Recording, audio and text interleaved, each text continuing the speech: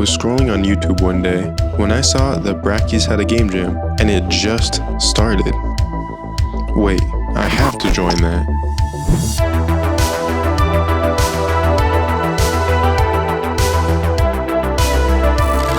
I'd never really finished a game jam before, so I went straight onto itch.io and I joined.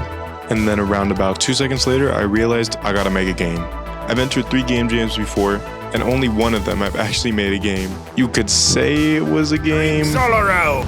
There be treasure here. Drinks all around. There be treasure here. But it was garbage. So I checked the theme, and it was what's behind the door.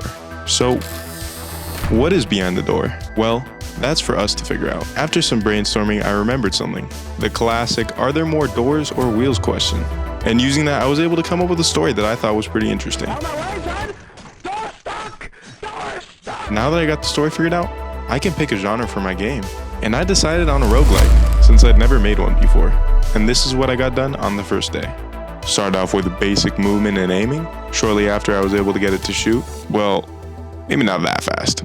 And then finally, to end off the day, I got some world generation done. I coded everything for the game other than the camera follow script, rest in peace Brackies, and the world generation script. Who do you think I am, Mr. I can code world generation in one day? Hell nah. But shortly after, that ended up being a bad idea since the tutorial I was following did not fit my game too well. So I deleted my progress and searched far and wide till I found the perfect video. A new awesome tutorial by Bootbin Studios. After following that, the game was running well, and I added some simple enemies. After a long day of coding, I caved. I know I really should not be worrying about the art till later, but come on. Look at the animation, my boy looks fly.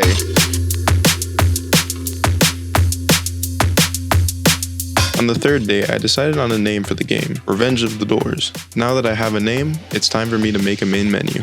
While just plain text is nice, I did some more art for the game and made an interesting photo for the background. This is how the main menu turned out. Honestly, I think it turned out pretty nice. After making the main menu, I gave the enemies their sprites and I made them shoot. And right after that, I decided to add the boss room and its corresponding death arch. You know, normal stuff. I swear I'm not crazy. And now I can unveil the peak of the day, a boss fight with a randomized attack pattern between like 2 attacks. But still, it's cool. At the end of the day, I made the ground's texture and the junkyard walls. Since yeah, the game is set in a junkyard, as you could definitely tell by the non-descriptive test walls in the black background. Well, on to day 4. I was not able to do much day 4, but I did manage to make a new gun, the Uzi, which is freaking awesome. And I also made a really cool door animation for when the enemies spawn. Day 5, I spent trying to solidify that the player's in a junkyard by making wrecked cars, which was an absolute pain to get the colliders working correct for.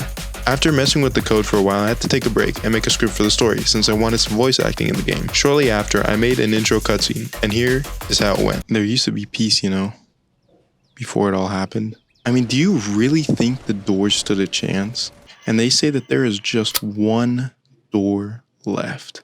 What is behind that door? At the end of the journey, I spent day 6 polishing the game and having my friends playtest it some more for me.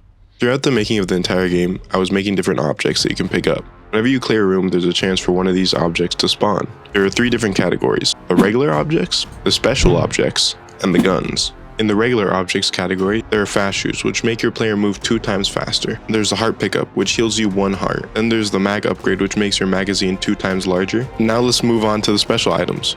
There's a special item slot at the top of your screen next to your hearts that shows you which special item you're equipping, and it shows you how long it has to cool down. You can use them infinitely, but you can only hold 1 at a time. The first one being the bullet time medallion, which slows down time, and the katana, which is a melee weapon that kills everything in a specific radius around you. Finally, in the gun category, we have the Uzi, which shoots pretty fast and doesn't have too bad recoil. And then there's the shotgun, which has a really small magazine, shoots a lot of bullets, and has a lot of recoil. On the second day, I had a friend of mine, Sergio, working on the music, and the song that's been playing in the background is the one that he made for it.